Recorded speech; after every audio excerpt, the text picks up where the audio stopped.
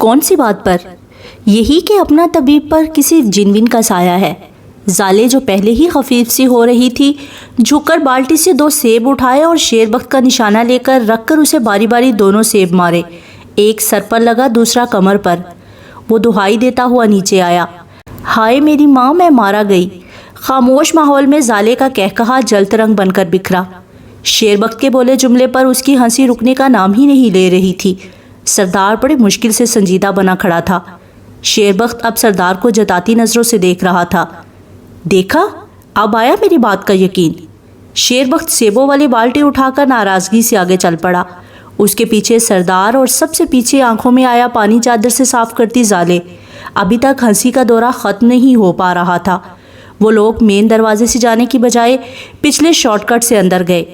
دادی کچن میں تھیں۔ ان کو دیکھتے ہی زالے نے بلند نعرہ لگایا، ہائے میرا ماں، میں مارا گئی۔ دادو نے تعجب سے اس کے سرخ ٹماٹر ہوتے گالوں کو دیکھا جو سیدھی سنک کی جانب بڑھ گئے۔ منہ پر ٹھنڈے پانی کے چھینٹے مارنے کے بعد مڑی تو نظر سردار پر گئی جو ماں سے مل رہا تھا۔ دادی اس کے کندھوں تک آ رہی تھیں، پر زالے تو خوشگوار حیرت سے اس کے سر پر سجی دستار کو دیکھ رہی تھی۔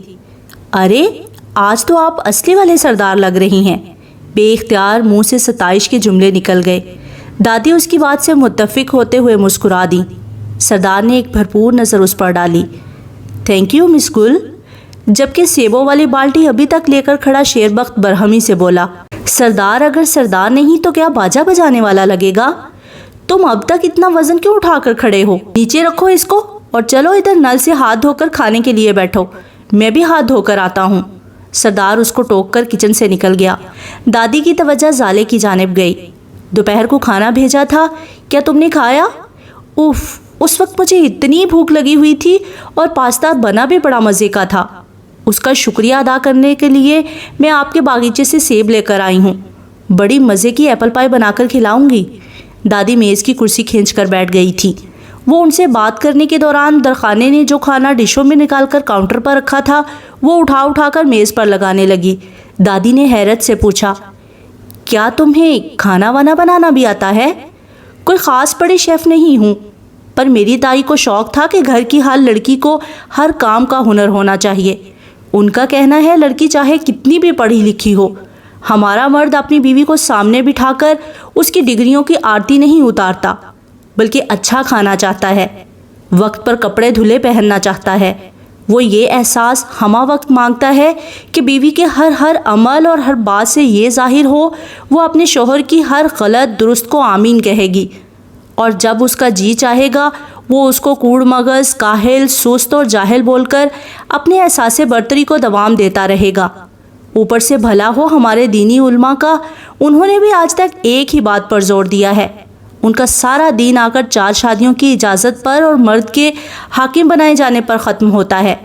بس یہی ایک بات مردوں نے پلے باندھی ہوئی ہے۔ اللہ نے مرد کو حاکم کا درجہ دیا ہے تو مرد نے عورت کو ڈور ڈنگر کا درجہ دے دیا۔ پڑھی لکھی اور باشعور عورت صرف وہی پسند کی جاتی ہے جس کا اس مرد کے ساتھ کوئی تعلق نہ ہو۔ اگر وہی عورت اس کی بیوی، بہن یا ماں کی صورت میں گھر پر موجود ہو تو وہ صرف گھر کی عورت ہے، اس کے آگے کچھ نہیں۔ پر دادی، میری جامعہ کی باجی نے ایک دفعہ کہا تھا، اسلام کوئی بے تکا، قدامت پسند اور انسانوں پر ظلم کرنے والا دین نہیں ہے۔ یہ ایک ایسا خوبصورت ضابطۂ حیات ہے کہ اس میں ڈھونڈنے سے بھی کوئی عیب و کجی نظر نہیں آتی۔ انہوں نے کہا، اسلام جس کو زیادہ اختیار دیتا ہے اس کا اتنا رتبہ ہی تو بلند کرتا ہے، مگر اس کے فرائض بھی ویسے ہی سخت ہوتے ہیں۔ اگر ایک حاکم عیار مکار ہوگا، لوگوں کے حقوق پورے نہیں کرے گا، عوام پر کوئی فرض نہیں ہے کہ وہ اس کی پیروی کریں، کیونکہ اپنی جانوں پر ظلم کرنے کو اسلام ناپسند کرتا ہے۔ اسی طرح اگر شوہر اپنی عورت کو جان و مال کا تحفظ نہ دے سکے، اس کی وہ جائز خواہشات جو اس کے اختیار میں ہوں، اور وہ پھر بھی پوری نہ کرے، اپنی عورت کا حق باہر لوٹا کر آئے، بیجا منہ ماری کرے، عزت نہ دے، ایسا مرد کبھی بھی عورت کا حاکم نہیں ہو سکتا۔ دادی، درخانے اور شیر بخت حیرت سے اس کو سن رہے تھے، جو کرسی پر ایک پاؤں اوپر کرسی پر رکھ کر بیٹھی جانے کس جذبے کے تحت بولے چلی گئی۔ چہرے پر انجانے درد کی کیفیت تھی۔ سردار کے قدم دہلیز کے باہر ہی تھم گئے۔ وہ تو ابھی تک اس کرب کے زیر اثر تھا، اب یہ لڑکی نئے انداز میں اس کو متوجہ کر گئی تھی۔ جو ابھی بھی کہہ رہی تھی مجھے اپنی مشرقی عورت پر بڑا پیار آتا ہے، ایک کاغذ کے ٹکڑے کی بدولت اپنی ساری زندگی گروی رکھتی ہے، ایک ذرا بازار تک جانا پڑے تو یہ لمبی لوگوں کی لائن سے اجازت طلب کرتی ہے، ساس سے، سسر سے، نند کو تو ناگوان نہیں گزر رہا، شوہر کے کپڑے تک دھونا بیوی کا فرض نہیں ہے، مگر ہماری عورت ایک شوہر ہی کیا اس کے سارے خاندان کے کپڑے دھوتی ہے، کھانے بناتی ہے، دن رات برتن دھو دھو کر بے حال ہو رہی ہوتی ہے، دن سے رات تک شوہر کے گھر بچوں کی نگرانی کرتی ہے، اس کی وفادار رہتی ہے، مرد پھر بھی روب ڈال رہا ہوتا ہے، کھانے میں نمک تیز ہے، روٹیاں اتنی اکڑی ہوئی کیوں ہیں؟ یہ سب وہ صرف ایک غلط فہمی میں کیے چلا جا رہا ہے کہ اس کو اللہ نے عورت پر حاکم مقرر کیا ہے۔ دادی تو خاموشی سے سنتی جا رہی تھی، مگر وہ خاموش نہ رہ سکا، گلا گھنکار کر اندر آیا، اپنی سیٹ سنبھال کر زالے سے مخاطب ہوا۔ مس گل، پہلے نمبر پر تو میں یہ کہوں گا، اتنی سی عمر میں اتنے گہرے تجزیے پر آپ واقعی انعام کی حقدار ہیں۔ جو بات آپ نے کہی سچ ہے، مگر پورا سچ نہیں ہے۔ تصویر کا ہمیشہ ایک رخ ہی جاذب نظر ہوتا ہے، دوسرا رخ بڑا بے کشش اور بدرنگ ہوتا ہے، اسی لیے ہم اس کو چھپا کر اندھیرے میں رکھ کر صرف روشن پہلو سامنے رکھتے ہیں، مگر آپ کا تجزیہ گھر کی چار دیواری کے اندر ہونے والی زندگی کے بارے میں ہے، میرا دن رات کا واسطہ باہر کی دنیا سے ہے۔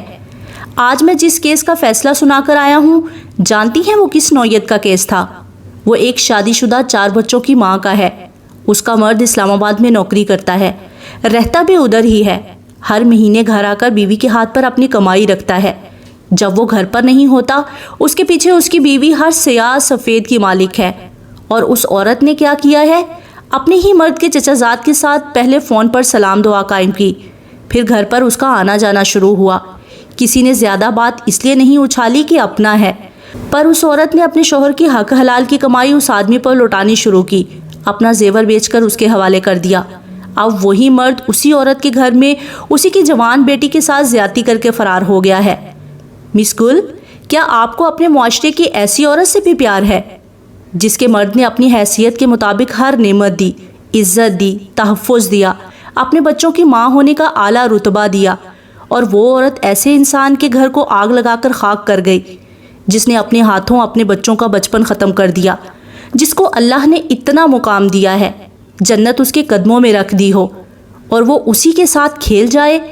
یقین مانیں یہ تو ایک مثال ہے، میں آپ کو ایسے ہزاروں آنکھوں دیکھے واقعے بتا سکتا ہوں۔ اور اب اگر وہ باپ اپنی بیٹی کا بدلہ لینے کے لیے اپنی بیوی اور اس آدمی کو گولی مارے گا تو بڑے لوگ جوش میں آ کر ہر چینل پر غیرت کے نام پر ہونے والے قتل کو موضوع بنا کر گرما گرم بحث کریں گے، 4 دن سیاست چمکائی جائے گی، NGOs والے اپنی راگنی الاپیں گے، اس کے بعد اگلے واقعے کا انتظار ہوگا۔ میں آپ کی اس بات سے بھی اتفاق کرتا ہوں، مرد کا دین 4 شادیوں اور حاکمیت کے اختیار پر ختم ہوتا ہے، تو عورت نے بھی تو دین کو نماز روزے تک ہی محدود کر دیا، یہ جاننے کی کوشش ہی نہیں کی کہ اللہ اس کو سمجھانا کیا چاہ رہا ہے۔ نبی پاک صلی اللہ علیہ وآلہ وسلم نے اپنی ساری زندگی کس چیز کی جانب توجہ دلوائی؟ جس ہستی نے عورت کو خاک سے اٹھا کر عرش کی بلندیوں تک پہنچا دیا، آج عورت اسی اپنے کو بھول گئی ہے۔ آج اس کو یاد ہے تو بس یہ کہ میرا حسن کتنے دلوں پر بجلی بن کر اتر سکتا ہے، کون سے رنگ میں میرے خد و خال نکھرتے ہیں، جس محفل میں جاؤں وہاں بس میرا ہی چرچا رہ جائے۔ یہ آج کی عورت کے ذہن و دل کا حال ہے، چاہے وہ شادی شدہ ہے یا غیر شادی شدہ، گھر کی 4 دیواری میں رہنے والی یا باہر کام کرنے والی۔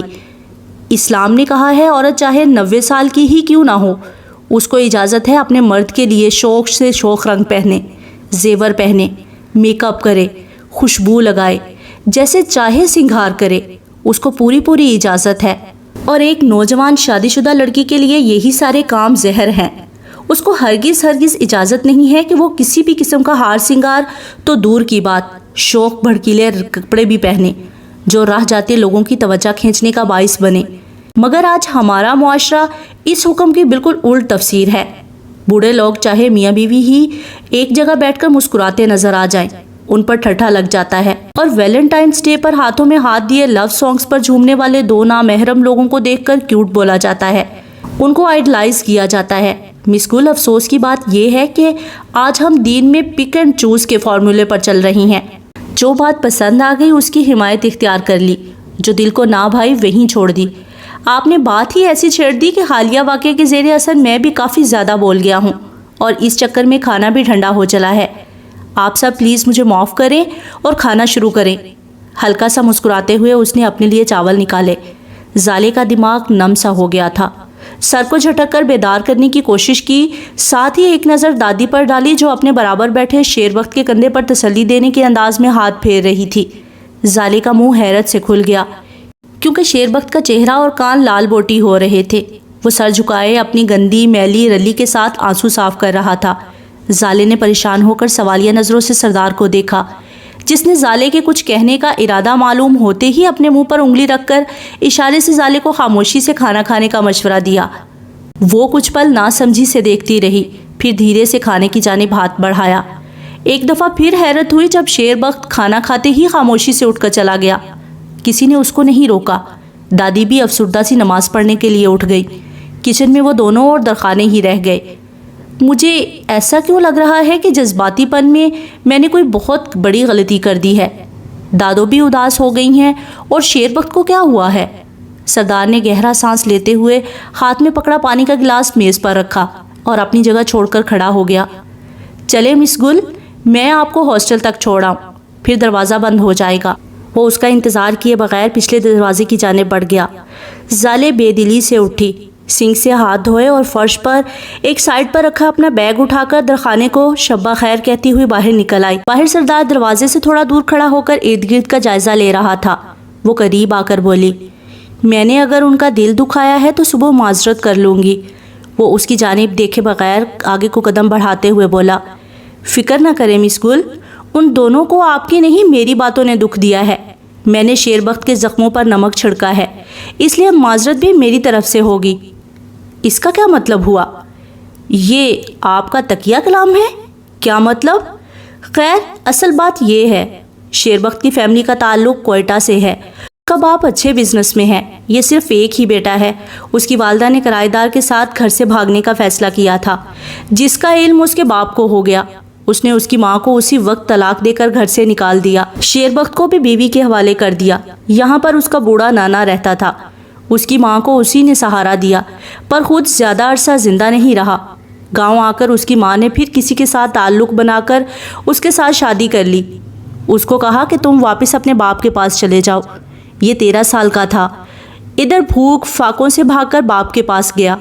اس نے سیدھا کہہ دیا کہ میں تمہیں اپنی اولاد ہی نہیں مانتا ہوں، تم ایک بد کردار عورت کے بیٹے ہو، کون جانے تمہارا باپ کون ہے۔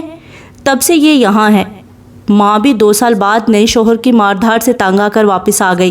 اب یہ ذہنی طور پر اتنا متاثر ہو چکا ہے، میں نے بڑی کوشش کی کہ یہ تعلیم مکمل کر لے، کوئی نوکری کا سبب بن جائے گا، مگر یہ نہیں مانتا۔ کہتا ہے جو سبق ماں نے اور زندگی نے سکھا دیے ہیں وہی بہت ہے۔ بیمار ماں کی وجہ سے کہیں دور مزدوری کو بھی نہیں جاتا ہے، اس لیے میں نے اس کو آپ کے ساتھ رہنے کی پابندی دی۔ خدا ترسی کی مدد بھی قبول نہیں کرتا، تو سوچا اسی طرح 4 پیسے کما لے گا۔ وہ دونوں ایک دوسرے کے برابر تھوڑے فاصلے پر چلتے ہوئے ہاسٹل کے دروازے تک پہنچ گئے۔ زالے کے الفاظ کہیں کھو گئے تھے، آنکھوں کے آگے بار بار دھند چھا رہی تھی۔ آپ مذاق تو نہیں کر رہے نا؟ اس قدر خطرناک مذاق انسان کے ساتھ صرف زندگی ہی کر سکتی ہے مس گل، میں نہیں۔ ایسا کیوں ہوتا ہے؟ کاش میرے پاس اس سوال کا جواب ہوتا۔ شیر بخت کے ساتھ ایسا نہیں ہونا چاہیے تھا۔ میں کہتا ہوں کہ کسی بھی بچے کے ساتھ ایسا نہیں ہونا چاہیے، مگر خواہشیں یوں پوری کب ہوتی ہیں؟ 2 لوگ تو ایک دوسرے کی محبت میں ایسے قدم اٹھاتے ہیں۔ ہر انسان کو جینے کا حق حاصل ہونا چاہیے، مگر 2 لوگوں کے کیے کی سزا خاندان کا ہر فرد کیوں بھگتتا ہے؟ کیا محبت ایسی ظالم چیز ہے؟ سردار نے ایک پل اس پر نظر ڈالی جو اس کے سامنے کھڑی ہو کر یوں بول رہی تھی جیسے سوال اس سے نہیں اپنے آپ سے کر رہی ہو۔ مس گل، اگر اس تمام عمل کے پیچھے واقعی محبت کا اثر ہوتا، بلکہ اگر محبت موجود بھی ہوتی، تو یقین مانیے ایک دل بھی نہ ٹوٹتا۔ محبت لینے کا نام کب ہے؟ یہ دینے کا نام ہے۔ جہاں اتنے بڑے پیمانے پر تباہی مچ جائے، ماں جیسے رشتے کا تقدس پامال ہو جائے، ماں کی وجہ سے تمام معاشرے سے اعتماد اٹھ جائے، وہاں بھلا کیسی محبت؟ کیا محبت؟ محبت کو بھی 2 کوڑی کا کر کے رکھا ہوا ہے۔ دنیاوی رشتوں میں ماں اور اولاد کی محبت سے بڑھ کر اگر کوئی حقیقت ہے تو برائے مہربانی مجھے ضرور بتائیے گا۔ آپ تو خوش قسمت ہیں جو آپ کی کوئی اولاد نہیں ہے، ورنہ میں آپ کو یہی مشورہ دیتا جیسے بھی ہو اپنے شوہر سے کمپرومائز کر لیں، مگر اب یہ کہوں گا کہ اگر آپ کا اپنے میاں سے کسی بھی طرح کا رابطہ ہو آپ اس سے طلاق کا مطالبہ کر دیں۔ آپ جوان ہیں، خوبصورت ہیں، آپ کو تو یوں فٹ سے رشتہ مل جائے گا۔ ہو سکتا ہے اس گاؤں میں اللہ آپ کو لایا ہی اس مقصد کے لیے ہو، یہاں آپ کا جوڑ لکھا ہو۔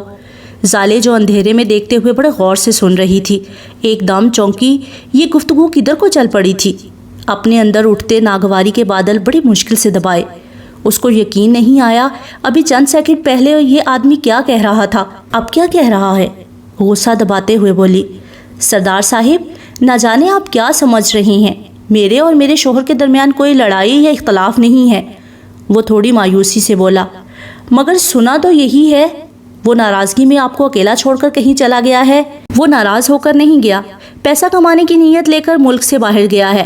ہمارے درمیان ذرا سی بحث ہو گئی تھی، اس کو نوکری نہیں مل رہی تھی، بس اسی بات پر بحث ہو گئی۔ آپ نے نہ جانے کیا کہانی بنا لی۔ ویسے جو ادھر باغیچے میں حادثہ ہوا تھا اس کے لیے میں ایک دفعہ پھر معذرت کرتی ہوں۔ یہ سچ ہے کہ آپ کے ایک دم ٹارچ مارنے کی وجہ سے ہی میرا فوکس ہٹا اور میں گر گئی، اور مدد کا شکریہ، کیونکہ اگر میں نیچے گرتی تو یقیناً اگلے کئی دن ہل نہ سکتی۔ اللہ حافظ، سپاٹ لہجے میں کہہ کر آگے بڑھ گئی۔ دماغ میں ابال اٹھ رہے تھے۔ تیز تیز قدموں سے چلتی راستے میں آنے والی ہر چیز کو اگنور کرتے ہوئے اپنے کمرے تک آئی۔ دروازہ لاک کر کے بیگ اور چادر اتار کر بیڈ پر پٹکے۔ یہ سردار نے کس قسم کی بات کر دی؟ ہر دن ہر گزری رات کے سناٹے سے نکلتی ہوں اور ہر رات پھر سے کوئی نئی بات ہو جاتی ہے۔ آخر ایسی گھٹیا بات اس نے کیوں کی؟ کیا میں غلط لوگوں کے درمیان ہوں؟ آنکھوں کے سامنے زینب کا بہنوں سا رویہ آیا، دادی کی شفقت آئی، نعمان کا پرخلوص اور عزت دیتا انداز۔ نہیں، وہ لوگ تو ایسے نہیں تھے۔ پھر سردار نے یہ چول کیوں ماری؟ یا یہ مجھے اماں کا مال سمجھ کر چانس مار رہا ہے؟ کمرے میں لیفٹ رائٹ مارچ کے دوران ناخنوں کی شامت آئی ہوئی تھی، جو بیچارے پہلے ہی چننے مننے سے تھے۔ ہینڈ بیگ کی اندرونی جیب میں سنبھال کر رکھا موبائل نکالا اور مزید کچھ بھی سوچے بغیر فون میں فیڈ اکلوتا نمبر ملا دیا۔ دوسری بیل پر فون اٹھا کر بڑی سرد آواز میں یاد دہانی کروائی گئی۔ کیا آفت آئی ہے؟ کیونکہ ابھی کل میں نے یہ بات بڑی تفصیل سے واضح کر دی تھی کہ یہ نمبر مت ملانا۔ جواب میں وہ پھٹ پڑی، تو اور کس کا نمبر ملاؤں؟ اپنے مرے ہوئے باپ کا یا اپنی مری ہوئی ماں کا، یا ان کا جو مجھے مارنے کو ڈھونڈ رہے ہیں؟ میری حفاظت کی ذمہ داری تم نے لی تھی۔ زمانے کے فوجدار بعد میں بننا، پہلے اپنے نام پر بیٹھی عورت کو تحفظ دو۔ بہنے کو تیار آنسوؤں کو روکنے کی کوشش میں گہرے گہرے سانس لیتے ہوئے کمرے میں مارچ دوبارہ شروع کر دیا۔ دوسری طرف گہری خاموشی چھا گئی۔ جب زالے کو لگا کہ شاید فون بند کر چکا ہے تب استفسار ہوا، کیا ہوا ہے؟ زالے کا جی چاہا کہ اونچی اونچی رونے لگے، پر ضبط کرتے ہوئے بولی، میں نے یہاں یہی بتایا ہوا ہے کہ میں شادی شدہ ہوں۔ میں تم سے صرف اتنا چاہتی ہوں کہ لوگوں کو اپنے ہونے کا ثبوت دو، تاکہ کوئی مجھ پر غلط نظر نہ ڈالے۔ مجھے ساتھ نہیں رکھنا نہ رکھو، میرے سے نفرت کرتے ہو تو کرتے رہو، میرے سے کوئی واسطہ نہیں رکھنا چاہتے تو نہ رکھو۔ میں تمہیں کبھی آواز نہیں دوں گی۔ میں نے کل ہی فیصلہ کر لیا تھا کہ آئندہ یہ نمبر نہیں ملاؤں گی، مگر ہر روز کوئی نہ کوئی بات ہو جاتی ہے۔ وہ اس کو درمیان میں ٹوکتے ہوئے بولا، مجھے اصل بات بتاؤ، ہوا کیا ہے؟ کسی نے کچھ کہا ہے؟ کیا کر لوگے جان کر؟ آ کر میرے پر نظر ڈالنے والے کی آنکھیں نکال لوگے یا آنکھوں کے درمیان گولی مارو گے؟ پہلی بے وقوفی تم نے خود کو شادی شدہ بتا کر کی ہے۔ جب تمہاری شادی ہوئی ہی نہیں تو یہ ڈھونگ رچانے کی کیا ضرورت تھی؟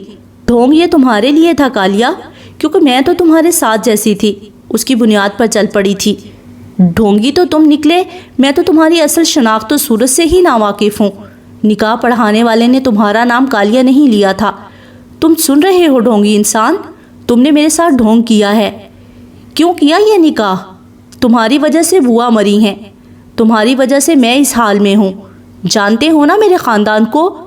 اگر میں اس وقت اپنے گھر پر موجود ہوتی تو کیا کسی سردار جیسے یا دوسرے تیسرے انسان کی جرت ہو سکتی تھی جو مجھے کچھ کہہ جاتا؟ اب تمہیں خیال آیا ہے کہ تم اور میں کبھی ساتھ نہیں رہ سکتے، تو تب اپنا یہ کمینہ پن ظاہر کیوں نہیں کیا؟ جب ایک بوڑھی مجبور مائی کی امیدیں بڑھا رہے تھے، میں راحیل سے شادی کر کے آج پوری عزت سے اپنے گھر پر ہوتی۔ تمہاری شادی اس کے ساتھ نہیں ہونی تھی۔ کیوں نہیں ہونی تھی؟ اگر میں اس دن وہ نکاح قبول نہ کرتی تو اگلے دن میرا نکاح راحیل سے ہی ہونا تھا۔ نہیں ہونا تھا، جب میں کہہ رہا ہوں تو مان جاؤ، میں نے نکاح سے پہلے اسے ہر حال میں مار دینا تھا۔ تم قاتل ہو کہہ سکتی ہو، مجھے کیا فرق پڑتا ہے؟ میرے پاس یہ عاشقوں کی طرح سستے فون پیکج لگا کر ساری رات باتیں کرنے کا وقت نہیں ہے۔ تم وہی باتیں دوبارہ سے دہرا رہی ہو جن کا جواب میں کل دے چکا ہوں۔ خود کو لکیر کی فقیر نہ ثابت کرو، اپنا دماغ کام میں لاؤ۔ اور دوسری میری بات یاد رکھنا، اگر عورت خود موقع نہ دے تو کوئی مائی کا لال اس پر ایسی ویسی نظر نہیں ڈال سکتا۔ کر دی نا وہی گھسی پٹی بات۔ اگر مجھے خود ہی اپنے لیے کھڑا ہونا ہے تو تم کس مرض کی دوا ہو؟ میں نے کب کہا تھا کہ میں تمہاری حفاظت کروں گا؟ کب میں نے تم سے قدم قدم پر ساتھ دینے کے وعدے کیے تھے؟ بی بی میں تو تمہیں جانتا تھا، ایک ذرا سا حوالہ تھا، اس کے ناطے مدد کر دی۔ تم میرے بارے میں جانتی کیا ہو؟ یقین مانو اگر اپنا اصل تعارف کروا دوں تو میرے سائے سے بھی پناہ مانگو گی۔ میں دنیا میں آخری مرد بھی رہ گیا تب بھی تم میرے ساتھ ایک پل گزارا کرنا پسند نہیں کرو گی۔ میرا شکریہ ادا کرو زالے، میں تمہیں اپنی جنگ میں شامل ہی نہیں کر رہا ہوں، وہ بھی ایک بڑے نیک انسان کی تم پر مہربانی کی وجہ سے۔ اگر وہ درمیان میں نہ ہوتے تو شاید حالات اس سے بھی تلخ ہوتے۔ تم کالیا ہو یا جو کوئی بھی ہو، میری ایک بات ہمیشہ یاد رکھنا، مجھے تم سے سخت نفرت ہے۔ کوشش کرنا آپ کبھی میرے سامنے نہ ہی آؤ ورنہ منہ نوچ لوں گی۔ فون بند کر کے بیڈ پر پھینک دیا۔ بس پڑ گئی مجھے بھی ٹھنڈ، بڑا اٹھا کے میں نے اس کا نمبر ملایا تھا۔ میرے فیصلے پر ہی لعنت ہے، جس سے ایک دفعہ بھلائی نہ ملے بار بار اسی سے امید باندھنا بھی بے غیرتی ہے، اور میں نے آج اس وقت اس آدمی کا نمبر ملا کر بے غیرتی کا ثبوت ہی دیا ہے۔ اب مر بھی جاؤں تو اس کو فون نہیں کروں گی۔ آگے بڑھ کر فون اٹھایا، باتھ روم میں جا کر سنک میں پانی بھر کر فون پانی میں رکھ دیا۔ خود وہیں کھڑی ہو کر فون کی روشن سکرین کو دیکھنے لگی۔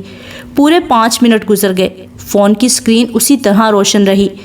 حیرت بھی ہوئی، پر فون کو ویسے ہی پانی میں چھوڑ کر وضو کیا، نماز پڑھی، جی بھر کر اللہ سے مدد مانگی۔ دل میں ٹھنڈک سی اترتی محسوس ہوئی۔ سونے سے پہلے لیٹنے کے لیے فون پر ایک نظر ڈالی جو اسی طرح بالکل صحیح سلامت کام کر رہا تھا۔ عجیب ڈھیٹ فون ہے۔ مزید پانی ڈال کر لائٹ بند کر کے بیڈ پر آ گئی۔ کپڑے بدلنے کا موڈ نہ تھا کیونکہ پھر سے سردی لگوانے کا اسے کوئی شوق نہیں ہو رہا تھا۔ دونوں آنکھیں بند کی تو ماں کا چہرہ آنکھوں کے سامنے آ گیا۔ اکھیاں ترسن چھم چھم برسن، دید میری ماں کرا جا، ایک واری گل لا جا۔ درود پاک پڑھ کر ان کی روح کو ثواب بھیجا۔ اسی طرح درود پڑھتے پڑھتے آنکھوں میں نمی لیے نیند کی وادیوں میں اتر گئی۔ ملازمہ نے آ کر اس کو بھائی کے فون کا پیغام دیا تو زرمین کے چہرے پر رونق دوڑ گئی۔ مہمانوں کے پاس بیٹھی ہوئی تھی، معذرت کرتی ہوئی فوراً سے باہر نکل آئی۔ اپنے کمرے میں جا کر سکون سے بیڈ پر دونوں ٹانگیں اوپر کر کے تکیہ گود میں رکھنے کے بعد ہولڈر پر رکھا ہوا ریسیور اٹھایا۔ السلام علیکم۔ آخر بہن کی یاد آ ہی گئی۔ دوسری جانب سے ولی اللہ کا زندگی سے بھرپور کہکہا سنائی دیا۔ وعلیکم السلام، کیسی ہو مشرقی عورت؟ آپ کی وہ بھی ہنس دی۔ باغی کمانڈو صاحب، میں ایک دم فٹ۔ آپ جناب سنائیں کیسی جا رہی ہے؟ اور جناب کو کس کی زلفوں نے اتنا مصروف رکھا ہوا تھا؟ آہا، ہمارے ایسے نصیب کہاں۔ اپنی تو زندگی گولیوں کے ساتھ گزر رہی ہے، جہاں چھوریوں کا دور دور کا گزر بھی نہیں۔ ہاں، اگر کہیں ایک آدھ خراش آ جائے تو سی ایم ایچ جا کر خاکی آنچل دیکھ آتے ہیں۔ اپنی چڑیا کی سناؤ، مامے کو کتنا یاد کرتی ہے؟ ہر روز مجھے کوئی 7-8 چھینکیں ضرور آتی ہیں۔ چڑیا بالکل مزے میں ہے۔ اس کے پاپا نے باربی ہاؤس دلوایا ہے، اس لیے اب تو اس کا اسکول جانے کو بھی دل نہیں کرتا۔ ہر صبح روتے ہوئے جاتی ہے۔ تو نہ بھیجا کرو نا ظالم، تم نے بھی تو اس کو 5 سال کی عمر میں ہی 14 جماعتیں کروانے کا ارادہ بنایا ہوا ہے۔ اس کی ہمعمر لڑکیاں اس سے اگلی کلاس میں ہیں، یہ ابھی تک KG میں بیٹھی ہوئی ہے۔ اوپر سے اس کے والد بھی اس کو روتا ہوا نہیں دیکھ سکتے، پھر اتنی چلاک ہے کہ ان کے سامنے اور ڈرامہ کرتی ہے، پر تم اس کی ہر چال کو ناکام کر کے جیل خانے بھیج دیتی ہو۔ اس دفعہ چھٹی پر اس کو مری لے آؤ، میں ڈرائیور اور گاڑی بھیج دیتا ہوں۔ میں آفیشیل کام کے سلسلے میں اگلے 4 دن ادھر ہی ہوں، تھوڑا وقت ساتھ گزارتے ہیں کیونکہ بارڈر کے حالات آج کل کشیدہ ہونے کی وجہ سے چھٹی ملنا مشکل ہے۔ ہاؤ ایکسائٹڈ، مری کا تو آج کل موسم بھی بڑا خوشگوار ہی ہوگا۔ ادھر لاہور میں تو غضب کی سردی پڑ رہی ہے۔ میں ابراہیم سے اجازت لے لوں، اگر مان گئے تو ان کو کہوں گی اسلام آباد کی ٹکٹ کروا دیں۔ آگے آپ ڈرائیور بھیج دینا۔ آپ بتائیں آپ کے لیے کیا لاؤں؟ کچھ نہیں یار، آج کل اپنے پاس سپلائی کھلی ہے، اپنے ہٹلر سے پوچھو اور پھر مجھے بتانا۔ ہاں، ابھی ان کے مہمان آئے ہوئے ہیں، فارغ ہوتے ہی پوچھ کر آپ کو بتاتی ہوں۔ فون رکھ کر خوشی خوشی جا کر ساس کو بتا کر جانے کی اجازت مانگی۔ انہیں بھلا کیا اعتراض ہونا تھا، جا کر مہمانوں کے پاس بیٹھ گئی، مگر اس کے چہرے پر خوشی کا رنگ ابراہیم کو اندر ہی اندر آگ لگا رہا تھا۔ جیسے ہی مہمان گئے وہ سب گھر والوں کے سامنے ہی شروع ہو گیا۔ تم نے 4 جماعتیں زیادہ پڑھی ہوتی تو تمہیں کم از کم اتنی تمیز تو آتی ہی کہ گھر آئے مہمانوں کو کس طرح ڈیل کیا جاتا ہے۔ بند دروازے کے پیچھے سننے کی وہ عادی تھی، مگر آج عدالت کھلے عام لگی۔ وہ تو بند دروازے کے پیچھے بھی اپنی صفائی دینے میں بڑی کوڑ تھی، یہاں ساس سسر جیٹھ جٹھانی اور نوکروں کے سامنے کیا بولتی۔ ساس نے ہی آخر صفائی دی۔ ابراہیم اتنا غصہ کیوں کر رہے ہو؟ ولی اللہ کا فون آ گیا تھا۔ وہ کون سا ہر روز فون کرتا ہے؟ آج 3 ماہ بعد اس کا فون آیا ہے۔ مہمانوں کے پاس تم تو موجود ہی تھے۔ اماں میرے سامنے اس آدمی کی حمایت نہ کیا کریں، میں اسے سخت نفرت کرتا ہوں، اور یہ عورت یہ بات جانتی ہے، پھر بھی ہر دفعہ مجھے نیچا دکھانے کو بھائی کے نام پہ بھاگ کر جاتی ہے، جیسے اس پر کوئی آفت آئی ہو اور بھائی سپر ہیرو بن کر ریسکیو کرنے آئے گا۔ وہ لاٹ صاحب ہے، وہاں کہیں بیٹھ کر فون کرتا ہے اور یہ عورت اپنا ہر کام بھول کر بھاگ اٹھتی ہے۔ بھائی اتنی ہی بہن بھائی کی محبت تھی تو رکھتا اس کو اپنے پاس، کیوں میری زندگی میں زہر گھولنا تھا؟ میں تنگ آ گیا ہوں۔ آئندہ اس گھر میں اس آدمی کا ذکر آیا تو وہ دن اس گھر میں اس عورت کا آخری دن ہوگا۔ آپ سے کہہ رہا ہوں سمجھا لیں اس کو، ورنہ پچھتائے گی۔ طلاق دے کر باہر نکالوں گا اور ساری زندگی اپنی بیٹی کی شکل تک دیکھنے نہیں دوں گا۔ اپنی بات پوری کر کے ایک نفرت بھری نظر زمین کے جھکے سر پر ڈال کر وہاں سے چلا گیا۔ باقی سب لوگ ایک ایک کر کے وہاں سے ہٹ گئے۔ ساس نے آ کر اس کے بت بنے وجود پر تسلی دیتا ہاتھ رکھا تو وہ چونکی، خالی نظروں سے ان کی جانب دیکھا جو نادم نظر آ رہی تھی۔ ایک پھیکی سی مسکراہٹ دکھا کر وہاں سے نکل آئی، ملازمہ کو کمرے میں بلایا اور اس کو ہدایت کی کہ میرے بھائی کا فون آئے تو بول دینا میں گھر پر نہیں ہوں، صاحب کے ساتھ ملک سے باہر چلی گئی ہوں، کہنا جلدی جلدی میں جانا ہوا ہے، آخری وقت پر پروگرام بنا تھا۔ ملازمہ نے فون اٹھایا تو اپنے کانپتے ہوئے وجود کو لے کر باتھ روم میں بند ہو گئی، منہ پر دوپٹہ رکھ کر اپنے اندر کی سسکیوں کو دباتے ہوئے تڑپ تڑپ کر روئی، مگر خاموش کروانے کوئی نہ آیا۔ جو ایک جان دینے والا رشتہ تھا، اس کو اگر اس لمحے علم بھی ہو جاتا کہ اس کی بہن یوں باتھ روم میں بند ہو کر کیسے بے بسی کی تصویر بن کر مچھلی کی طرح تڑپ رہی ہے، تو وہ اس گھر کی اینٹ سے اینٹ بجا دیتا۔ ملازمہ نے کوشش پوری کی تھی، مگر دوسری جانب ولی اللہ تھا جو سرحدوں کی حفاظت کرنے والوں میں سے تھا، اور وہ لوگ اتنے کن ذہن کب ہوتے ہیں کہ سچے یا جھوٹے اسکرپٹ کو پکڑ نہ سکیں۔ بھاری دل کے ساتھ اس نے اپنی بہن کے لیے دعا کی تھی، پر کئی دفعہ جب انسان کی قسمت میں کوئی دکھ لکھ دیا گیا ہو تو مخلص دعائیں بھی رستے میں سے ہی پلٹ آتی ہیں۔ آج وہ دونوں معمول سے پہلے ہی کلینک جانے والے راستے پر خاموشی سے چلتے چلتے جا رہے تھے۔ آج پھر دھند نے بھرپور حملہ کر کے بادلوں جیسی روئی کو زمین پر بکھیرا ہوا تھا۔ سرخ ہوتی ناک کو گرم شال کے اندر چھپا کر سانس کی گرمی سے سردی کا مقابلہ کر رہی تھی۔ شیر بخت کے ہونٹ سختی سے ایک دوسرے میں پیوست تھے۔ نہ جانے زالے کو کیا سوجی، بولتی چلی گئی، شیر بخت کیا تم خبریں سنتے ہو؟ ہاں کبھی کبھی، کیونکہ میرا گھر پر ٹیلی ویژن نہیں ہے، دکان والے کے پاس کبھی بیٹھ کر دیکھ لیتا ہوں۔ اچھا اخبار تو پڑھتے ہوگے؟ ہاں کیوں نہیں، میں تو اس ملک کا وزیر اعظم ہے، میرا ملازم اخبار میرے گھر پر دے کر جاتا ہے۔ کیا تم اس خبر سے واقف ہو جو پچھلے دنوں نئے سال سے پہلے ایک وزیر کے بیٹے کا اس کی شادی کے دن قتل ہو گیا تھا؟ ہاں دکان پر آدمی باتیں کر رہا تھا، تب سنا تھا۔ اس میں کیا خاص بات ہے؟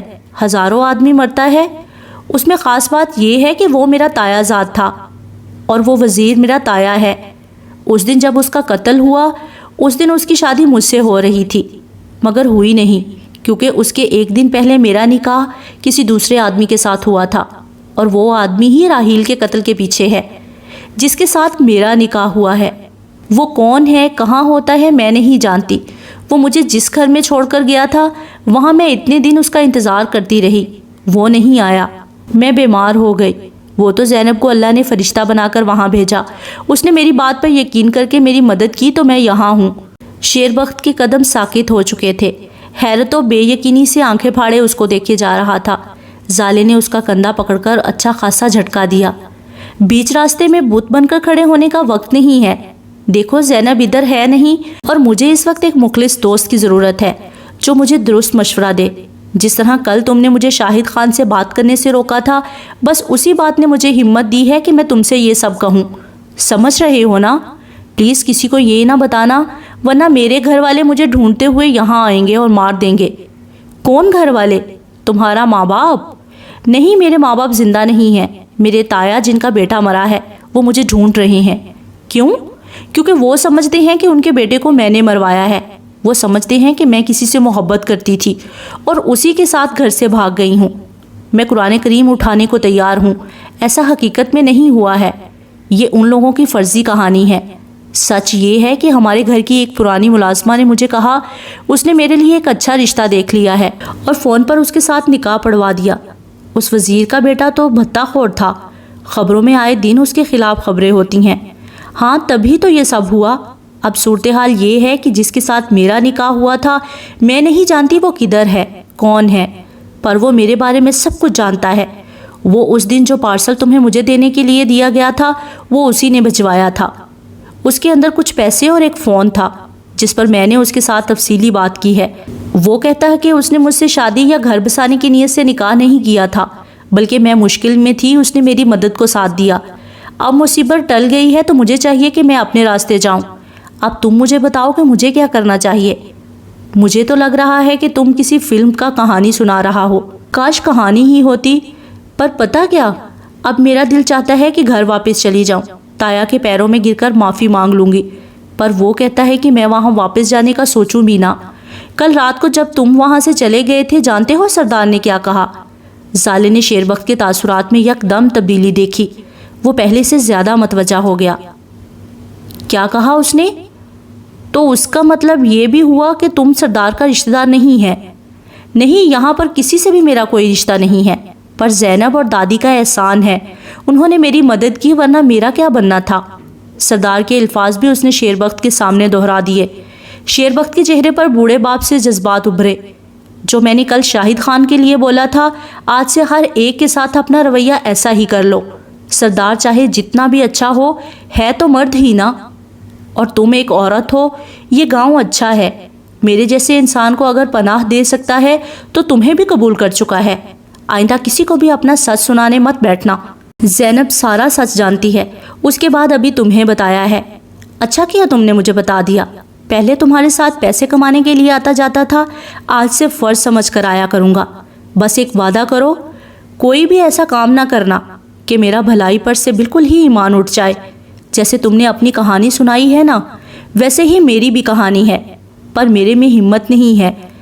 جب کبھی خود کو بہادر پایا تو بتا دوں گا، بس اتنا سمجھ لو کہ دھتکارا ہوا انسان ہوں۔ تمہیں تو پھر ایک مرد نے سچ بتا کر خبردار کر دیا ہے۔ مجھے تو میرے ماں باپ نے بھی بڑی شفقت اور محبت دے کر 10 سال پالا، اور پھر ایک دن انتہائی بیکار بے جان چیز سمجھ کر دھتکار دیا۔ اگر تمہیں برا نہ لگے تو ایک بات کہوں، سردار نے مجھے تمہارے دکھ کے بارے میں بتایا تھا، بس اس کے آگے روایتی جملے مت کہنا، جیسے کہ بڑا افسوس ہوا اور ان کو ایسا نہیں کرنا چاہیے تھا، یہ وہ، اور برا منانے والی کوئی بھی بات نہیں ہے۔ ایسی باتیں زیادہ دیر کب چھپتی ہیں؟ سردار نے تو پھر بھی میرے لیے ہمدردی جتا کر بات کی ہوگی۔ اچھا انسان ہے، پر سب لوگ اتنے اچھے بھی نہیں ہوتے۔ میں تو خاصا ڈھیٹ ہو گیا ہوں۔ آپ کو باہر ٹھوکر لگے تو آپ گھر جا کر ناز نخرے دکھاتے ہیں، پر جب ٹھوکر گھر سے لگے تو باہر کسی سے ہمدردی کی امید بھی نہیں جاگتی۔ اب راستے میں ہی کھڑے ہو کر یہ کیا باتیں شروع کر دی ہیں؟ اچھا کیا میں نے سب بول دیا۔ اب مجھے اکیلا پن محسوس نہیں ہو رہا، نہ ہی گھبراہٹ محسوس ہو رہی ہے۔ میں بڑا ہلکا پھلکا محسوس کر رہی ہوں۔ چلو کسی کے باغ سے سیب اور اخروٹ توڑ کر ناشتہ کریں۔ اتنا بولنے کے بعد مجھے تو بھوک لگ گئی ہے، پہلے تو ناشتہ کرنے کا بھی جی نہیں کیا۔ صبح صبح چوری کرو گی؟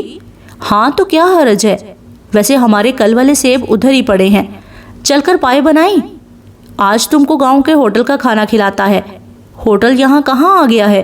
فوڈ سٹال ہوگا، مقامی لوگ اس کو ہوٹل ہی کہتے ہیں۔ تم کلینک پر چلو، میں کھانا لے کر آتی ہے۔ ٹھہرو، میں پیسے دیتی ہوں۔ نہیں، میرا پاس ہے پیسہ، تم رہنے دو۔ وہ اس کو ارے ارے کہتا چھوڑ کر تیزی سے بھاگ گیا۔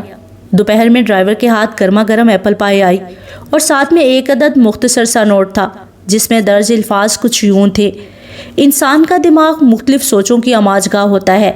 اگر کبھی انسان اپنے دماغ میں آنے والے خیال کا یوں ہی بے دھڑک اظہار کر دے جیسے میں نے کل رات کیا، تو اگلے بندے کا دل دکھنا لازمی ہے، جیسے آپ کا دکھا۔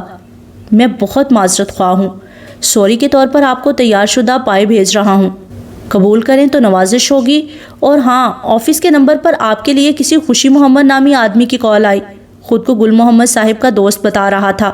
اس نے آپ کے لیے یہ پیغام چھوڑا ہے کہ اس کو بڑا افسوس ہوا جو آپ نے فون کیا تو وہ گھر پر نہیں تھا، پر آفس کا نمبر جو آپ نے اس کو دیا وہ آپ کے میاں کو دے دیا گیا ہے اور وہ بہت جلد آپ سے رابطہ کرے گا۔ سردار غازان خان۔ نوٹ پڑھتے ہی زالے بولی، کال آئی ہوگی تبھی تو تمہارا شک دور ہوا ہوگا۔ دل ہی دل میں اس نے اللہ کا شکر ادا کیا۔ سارا دن مصروفیت ایک دفعہ پھر ویسی ہی رہی، سر کھجانے کی فرصت بھی نہ ملی۔ سکندر علی 4 بہنوں کا اکلوتا بھائی ہے، گھر بھر کا لاڈلا۔ باپ سرکاری ملازم تھا، ساری زندگی ایمانداری کے ساتھ نوکری کی، اب ریٹائر ہوئے بھی 2 سال گزر چکے تھے۔ سکندر سے بڑی 2 بہنوں کی شادی ہو چکی تھی، چھوٹی ایک کی منگنی بھی کر چکے تھے۔ سکندر نے تعلیم مکمل کرنے کے بعد نوکری ڈھونڈنے کا اتنا چکر نہیں پالا۔ اس کو بچپن سے ہی صرف ایک چیز کا جنون تھا، جیسے لڑکوں کو کرکٹ کھیلنے یا بیڈمنٹن کا شوق ہوتا ہے، سکندر کو گاڑیوں کا جنون کی حد تک شوق تھا۔ اسکول و کالج کے زمانے سے دوستوں کی موٹر سائیکلوں اور گاڑیوں پر ہاتھ سیدھا کر کے وہ 15 سال کی عمر سے ہی گاڑی چلانے میں استاد ہو چکا تھا۔ اپنے مالی حالات اتنی اجازت نہ دیتے تھے کہ وہ چھوٹی سی سوزوکی کار ہی لے سکتا۔ تب ایک دن اس کے دوست نے ذکر کیا کہ ایم پی کے پاس ڈرائیور کی نوکری ہے، قابل اعتماد بندہ چاہیے۔ گاڑیاں وہاں نئے ماڈل کی بڑی والی تھیں۔ سکندر کو لگا کہ اس سے بہتر موقع اپنے خواب پانے کا اور کوئی نہیں ہو سکتا۔ ماں باپ کو بس سرسری سا بتا کر نوکری شروع کر دی، رہائش بھی ادھر ہی ہونے لگی۔ ایک ہی شہر میں گھر ہونے کے باوجود چھٹی پر ہی گھر آنا ہوتا، پر تنخواہ اچھی تھی، جس کی وجہ سے آزادی نہ ہونے کی کمی بھی کم ہوتی۔ پیسہ آنے لگا، گھر کے مالی حالات اور اچھے ہو گئے۔ اس نے اپنی ذاتی گاڑی بھی لے لی کیونکہ وہ اپنی پھرتی اور مہارت کی وجہ سے مالک کا پسندیدہ ڈرائیور بن چکا تھا۔ راستے میں راہ بند ملتے تو وہ نہ جانے کن کن شارٹ کٹ رستوں سے گاڑی بھگاتا ہوا ان کو مطلوبہ منزل تک پہنچا دیتا۔ گاڑی خراب ہوتی تو خود ہی مرمت کر لیتا۔ وہ گاڑیوں کا پورا انسائکلوپیڈیا تھا۔ مختار احمد پہلی دفعہ ان کی کسی گھریلو تقریب میں اس کی بہن کی منگنی پر شامل ہوا تھا۔ وہ تو بڑے فخر سے سر اونچا کر کے دوستوں میں شیخی مارتا کہ مختار احمد جیسا امیر کبیر آدمی میرا جاننے والا ہے، پر سادہ لو انسان یہ نہ جان پایا کہ کس قدر خطرناک سانپ کو اپنے گھر کا راستہ دکھا دیا ہے۔ سکندر کی شادی پر بھی مختار کو بلایا اور وہ ایک دفعہ پھر شریک ہو گیا، پر سکندر کی بیوی کو دیکھ کر اس کی ہوس زدہ آنکھیں پھٹی کی پھٹی رہ گئی۔ سکندر کی زندگی میں ایک کالی آندھی چلی تھی جو ساری کی ساری خوشیاں اڑا کر لے گئی۔ اب نہ صرف وہ اپنی ٹانگوں پر چلنے سے محروم تھا بلکہ گھر میں کمانے والا بھی کوئی نہ رہا تھا۔ سب حالات نے اس کو انتہائی چڑچڑا بنا دیا تھا۔ جن لوگوں نے اس کی بیوی کو ڈھونڈنے میں مدد کی تھی وہ ان کے نام ٹھکانے سے ناواقف تھے۔ وہ لوگ خود ہی رابطہ کرتے تھے پھر غائب ہو جاتے۔ اس کو آج وہ دن یاد تھا جب جیل میں مار کھا کھا کر وہ مرنے کے قریب تھا۔ سپاہی نے آ کر بتایا کہ چل اوئے تیری ضمانت ہو گئی ہے۔ وہ بیساکھیوں کے سہارے باپ کے ساتھ اپنے ٹوٹے پھوٹے وجود کے ساتھ وہاں سے نکلا تو دل و دماغ میں پورا یقین تھا کہ بہت جلد پھر واپس یہی ہوں گا، مگر ایسا نہ ہوا۔ جن لوگوں نے ضمانت کروائی تھی ان کی جانب سے اسی رات اسے ایک فون کال موصول ہوئی تھی۔ 5 منٹ کی کال میں فون لائن کی دوسری جانب موجود آدمی نے ساری بات پوچھنے کے بعد اس کو ایک نامعلوم مقام پر آنے کا بولا۔ اگلے دن وہ وہاں گیا۔ وہاں موجود آدمی کے چہرے پر نقاب تھا اور اس نے چھوٹتے ہی ایک بات کہہ دی تھی، تمہاری مدد کی جائے گی مگر شرط صرف ایک ہی ہے، تم کبھی کسی کے سامنے ہمارا نام نہیں لوگے، جب بھی اس واقعے کی بات آئے گی تم لا علمی کا اظہار ہی کرو گے۔ اس نے جواب میں پوچھا تھا، آپ کتنا سرمایہ لے کر میری بیوی کو بازیاب کروائیں گے؟ اگلے آدمی نے لاپرواہی سے سرسری سے صرف اتنا کہا، تمہاری خاموشی ہی اس کی قیمت ہے۔ بیوی مل گئی، جس حالت میں ملی سوچتا تو جی چاہتا کہ اپنا آپ ختم کر لے، مگر جو کچھ مختار احمد کے ساتھ ہوا اس کا انجام جو اپنی آنکھوں سے دیکھا تھا، اس کے بعد دل کو ایک تسلی ضرور تھی کہ اس کے ساتھ ظلم کرنے والا آزاد گھوم پھر نہیں رہا ہے بلکہ کتے کی موت مارا گیا ہے۔ اس رات ایک گاڑی اس کو اور بیوی کی لاش کو گھر پہنچا کر گئی تھی۔ ان کو یہ مشورہ دیا گیا تھا کہ لاش دفنا کر کل یہ محلہ چھوڑ دو۔ مختار احمد کے ہاں کام کرنے والے کسی آدمی کارکن سے کسی بھی قسم کا کوئی رابطہ نہ رکھا جائے۔ اسی رات اندھیرے میں لاش دفنا کر انہوں نے وہ شہر ہی چھوڑ دیا۔ سکندر کو اب اچھی طرح اندازہ ہو چکا تھا کہ وہ ان لوگوں کے ساتھ پورا نہیں آ سکتا جب اس کے گھر میں 2 جوان بہنیں موجود تھیں۔ پولیس والے کتوں کی طرح مختار احمد کی تلاش میں جگہ جگہ چھاپے مار رہے تھے۔ ابھی تک ان کے ہاتھ اس کی لاش بھی نہیں لگی تھی۔ خبروں کے مطابق 2 دن پہلے مختار احمد کے پنڈی والے گھر پر ڈاکوؤں کا حملہ ہوا تھا، جس کے بعد مختار احمد کو اغوا کیا جا چکا تھا۔ کس نے اغوا کیا، کہاں لے کر گئے، شک ان کے سیاسی مخالفین کی جانب جا رہا تھا، جبکہ مزے کی بات یہ ہے کہ ڈاکوؤں نے چرایا کچھ بھی نہیں تھا سوائے مختار احمد کے۔ یہ خبریں سن کر سکندر کے اندر سکون سرایت کر جاتا تھا، حالانکہ وہ اس وقت دکھ کے گہرے سمندر میں تھا۔ دروازے پر ہلکی سی دستک کے بعد آنے والے نے دروازے کے اندر جھانکا۔ باہر شام کے سائے گہرے ہو رہے تھے، اندر گہرا اندھیرا تھا، بولتا ہوا اندھیرا، ہر چھپی چیز کا اسرار دیتا ہوا اندھیرا۔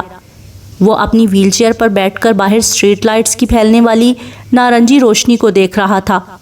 مافیا نے دروازے سے ہی مخاطب کیا، بھائی امی کہہ رہی ہیں کھانا لگ گیا ہے۔ دوسری جانب اس کے جسم میں ذرا سی جنبش ضرور ہوئی تھی، پر جواب کوئی نہیں دیا، جس پر مافیا اس کے قریب چلی آئی، دھیرے سے اس کے کندھے پر ہاتھ رکھا۔ بھائی کھانا؟ چندہ مجھے بھوک نہیں ہے، تم لوگ کھا لو۔ بھائی صبح سے تم نے کچھ نہیں کھایا، پھر بھی زندہ ہی ہوں۔ ایسی باتیں نہ کرو، تم ہی ہماری ہمت ہو۔ وہ استہزائیہ ہنسا، ایک لنگڑی ہمت؟ مافیا کے آنسو نکل گئے۔ بھائی اب کیا ہوگا؟ اپنا شہر چھوٹ گیا، سارا کچھ ختم ہو گیا، میری چاند سی بھابھی منو مٹی تلے جا سوئی۔ بھائی ہمارا کیا قصور تھا؟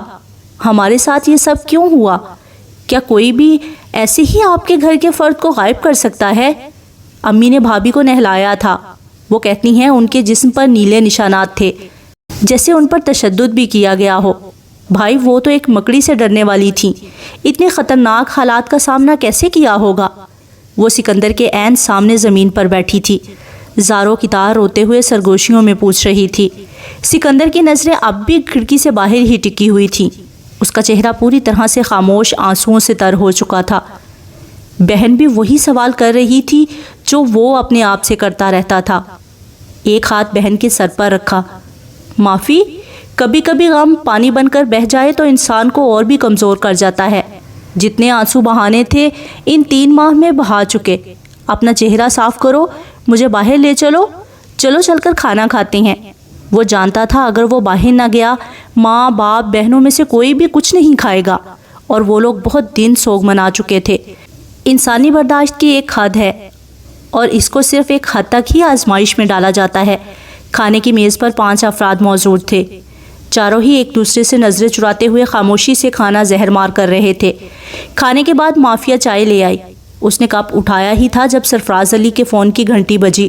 سرفراز علی نے فون اٹھایا، پھر حیران ہو کر بیٹے کو دیکھتے ہوئے فون اس کی جانب بڑھا دیا۔ بیٹا تمہارا فون ہے، اس نے سیٹ لے کر کان پر رکھا۔ ہیلو ہیلو سکندر علی؟ سکندر نے آواز پہچاننے کی کوشش کرتے ہوئے جواب دیا۔ جی بول رہا ہوں، آپ کون؟ سکندر علی تمہیں یہاں سے جلد از جلد نکلنا ہوگا، اپنی فیملی کو بولو ضرورت کا کچھ سامان اپنے ساتھ باندھ لیں، وہ لوگ ہماری تلاش میں بھاگ دوڑ کر رہے ہیں، ہم تک وہ پہنچ نہیں سکیں گے، پر میں نہیں چاہتا کہ اس چکر میں تمہارا مزید کوئی نقصان ہو۔ آپ یہ سب کیوں کر رہی ہیں؟ دوسری طرف خاموشی چھا گئی۔ کچھ دیر خاموش رہنے کے بعد وہ دھیرے سے بولا، اب میں جو کہہ رہا ہوں اسے غور سے سنو۔ مختار احمد کی لاش پولیس کو مل گئی ہے۔ مختار احمد کی بیوی نے پولیس کو بیان دے کر سب کچھ سچ بتا دیا ہے۔ اس نے یہ بھی کہہ دیا ہے کہ وہ اپنے شوہر کے قاتلوں کو تلاش کرنا نہیں چاہتی ہے، پر مختار احمد کا بھائی اپنے اختیارات کے نشے میں ہے، وہ ہم تک پہنچنے کے لیے تم تک پہنچے گا۔ تمہارے گھر کی وہ لوگ تلاشی لے چکے ہیں، ابھی 10-15 منٹ میں بلال نامی آدمی گاڑی لے کر آئے گا، اپنی فیملی کو اس کے ساتھ بھیج دو۔